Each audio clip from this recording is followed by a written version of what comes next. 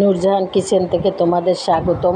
আজকে আবার একটি খুব সহজ রেসিপি। বন্ধুরা, ঘরে যদি তোমাদের তরকারি না থাকে তখন তোমরা কি করবা, হঠাৎ করে ডাল দিয়ে অনেকভাবে রান্না করা যায়।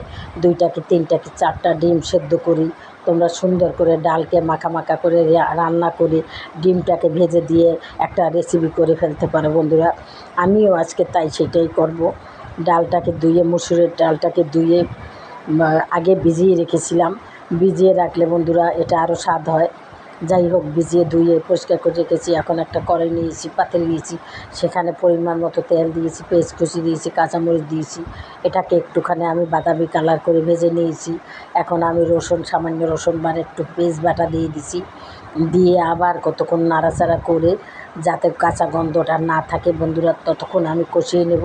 এখন আমি সামান্য একটুখানি হলুদ, মরিচ, ধনিয়ার গুঁড়া, স্বাদ মতো লবণ এটা অ্যাড করে দিলাম। বন্ধুরা, ডাল রান্না করতে এত কিছু লাগে না, হলুদ দিলেই হয়ে যায়। যাই হোক বন্ধুরা, আমি তো এটার মধ্যে ডিম দিব, তাই আমি এই মশলাগুলো একটু সামান্য দিলাম বন্ধুরা, খুবই পরিমাণে কম। এখন বন্ধুরা আমি ধোয়া ডালটাকে দিয়ে দিলাম, দিয়ে আমি সুন্দর করে কষাবো, ভালো করে কষিয়ে নেব। বন্ধুরা, তোমরা এইভাবে একবার রান্না করে খাবে, দেখবে কত মজা লাগে। অন্য তরকারি আর তোমাদের কোনো প্রয়োজন থাকবে না। এটা তোমরা সকালবেলা রুটি দিয়েও খেতে পারো, রুটি পরোটা দিয়ে খেতে পারো। বন্ধুরা, হয়ে গেছে ডালটা কষানো। এখন আমি কিছুটা গরম পানি দিয়ে দিলাম, কারণ গরম পানি দিলে রেসিপিটা তাড়াতাড়ি সেদ্ধ হয়ে যাবে এবং খেতেও খুবই টেস্ট হবে, তাই গরম পানি করে দিলাম। বন্ধুরা, দিয়ে আমি এখন একটা ঢাকনা দিয়ে দেব। আর একটা পাতিল নিয়েছি, সেখানে একটা কড়াই নিয়েছি, সেখানে কিছুটা তেল দিয়েছি, একটু হলুদ দিয়েছি, একটু লবণ দিয়েছি। এখন আমি ডিমগুলারে 2টাই ডিম দিয়েছি, আজকে বেশি দেই নাই। এটাকে কেটে দেবো, এটাতেই 4 টুকরা হয়ে যাবে। যাই হোক বন্ধুরা, এখন আমি এটাকে ভেজে নেব, একটুখানি লাল করে নেব। বন্ধুরা, এমন করে ডিম ভাজবে না বেশিক্ষণ, তাতে ডিম রাবারের মতো হয়ে যায়, সেই জন্য একটু অল্প ভাজলেই হয়ে যায়। ডিমটা ভাজা হয়ে গেছে, আমি তুলে এক সাইড করে রেখেছি। এখন আমি ডালটাকে আবার নাড়াচাড়া করে দিচ্ছি, সেদ্ধ হয়েছে কিনা আমি দেখতেছি। বন্ধুরা, সেদ্ধ হয়ে গেলে আমি ডিমটাকে কেটে সুন্দর করে এটাকে দিয়ে দেবো। বন্ধুরা, এই যে দেখো, আমি ডিমটাকে ভেজে কেটে নিয়েছি। বন্ধুরা, এখন আমি ডিমটাকে কিছুক্ষণ পর আমি অ্যাড করে দেবো। তাহলে তোমরা দেখতে থাকো আজকে আমার ডিম আর ডালের তরকারি। বন্ধুরা, তোমরা যদি আমার রেসিপিটা দেখো অবশ্যই একটা লাইক দিয়ে দেখবে বন্ধুরা, প্লিজ।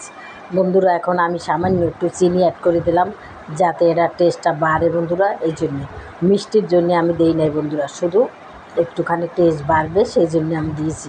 বন্ধুরা, তোমরা আমার কথা মতন এভাবে মাঝে মাঝে রান্না করে খাবে, দেখবে অনেক স্বাদ হবে, টেস্ট হবে, পেট ভরে ভাত খেতে পারবে। বন্ধুরা, যাই হোক বন্ধুরা, এখন আমি ডিমগুলোকে দিয়ে দিচ্ছি।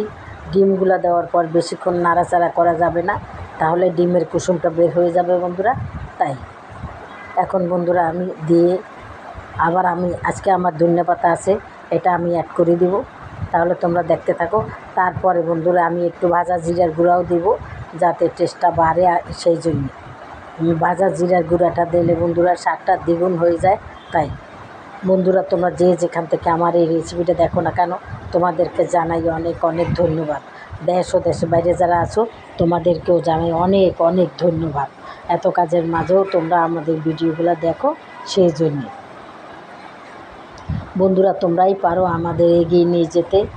আর তোমরা যদি আমাদের এত কষ্ট করে একটা ভিডিও করি বন্ধুরা, তোমরা যদি একটু দেখো দয়া করে, তাহলে আমরা সামনের দিকে যেতে পারবো।